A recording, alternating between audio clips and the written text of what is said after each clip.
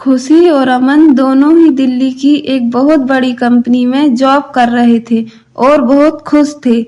लेकिन जब से खुशी प्रेग्नेंट हुई है, वह जरा-जरा में थक जाती है। ज्यादातर उसकी तबीयत खराब ही रहती है। उसने जॉब भी छोड़ दी है, फिर भी घर का काम करने में उसे बहुत दिक्कत होती थी। एक दिन अमन ने खुशी से कहा, क्यों न हम गांव से माँ को दिल्ली बुला लें कुछ समय के लिए। जैसे ही खुशी ने हाँ कहा, दूसरे दिन अमन की माँ गांव से दिल्ली आ गई। दोनों माँ बेटे बहुत खुश रहते थे। माँ घर का सारा काम करती थी, पर जब भी अमन माँ के लिए कुछ लाता या उनसे हंस हंस कर बातें करता तो खुशी को बिल्कुल भी अच्छा नहीं लगता था। समय बीतता गया और खुशी एक लड़की को जन्म देती है। सब बहुत खुश होते हैं। दादी अपनी पोती को खूब से प्यार करती है और अपनी पोती की खूब सेवा करती है। धीरे धीरे खुशी भी घर का थोड़ा थोड़ा काम करने लगती है और अपनी सास के कामों में कमी निकालने लगती है। एक दिन खुशी अमन से कहती है, अब मैं भी जॉब ज्वाइन करना चाहती हूँ, पर अब हमें तुम्हारी माँ की कोई जरूरत नहीं है। वैसे भी उनका काम मुझे पसंद नहीं आता। अमन कुछ कहता उससे पहले ही उसकी माँ आवाज लगाकर कहती है, बेटा अब बहुत दिन हो गए, मेरा यहाँ मन नहीं लगता, गांव की बहुत याद आती है, मुझे घर जाने दे। क्योंकि माँ ने खुशी और अमन की सारी बातें सुन ली थी।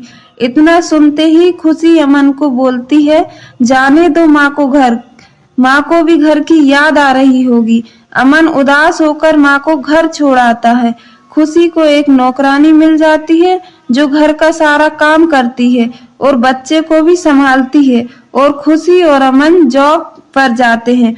एक दिन खुशी को अपनी कामवाली शांता पर शक होता है तो वह शांता को कहती है, शांता आज अमन और मुझे घर आने में थोड़ा लेट हो जाएगा।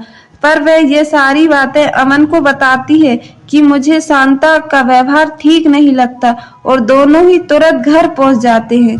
दोनों घर जाकर देखते हैं तो उनकी लड़की रो रही होती है और शांता उसे गालियां दे रही होती है और मार रही होती है। यह देखकर अमन और खुशी दंग रह जाते हैं और खुशी अपनी बच्ची को जल्दी से शांता के हाथों से छीन लेती है और शांता को पुलिस के हवाले कर देती है। अब खुशी मन ही मन बहुत रोती है और अमन से कहती है, माँ हमारी बच्ची को कितना प्यार करती थी और कितने अच्छे से रखती थी। अमन खुशी के मन की बात समझ जाता है और सुबह घंटी बजती है। खुशी गेट खोलती है और देखती है उसकी सास को तो पैरों पर गिरकर रोने लगती है। कहती है, माँ मुझे माफ कर दो, आप हम सबको कितना प्यार करती थी और मैंने आपको गलत समझा।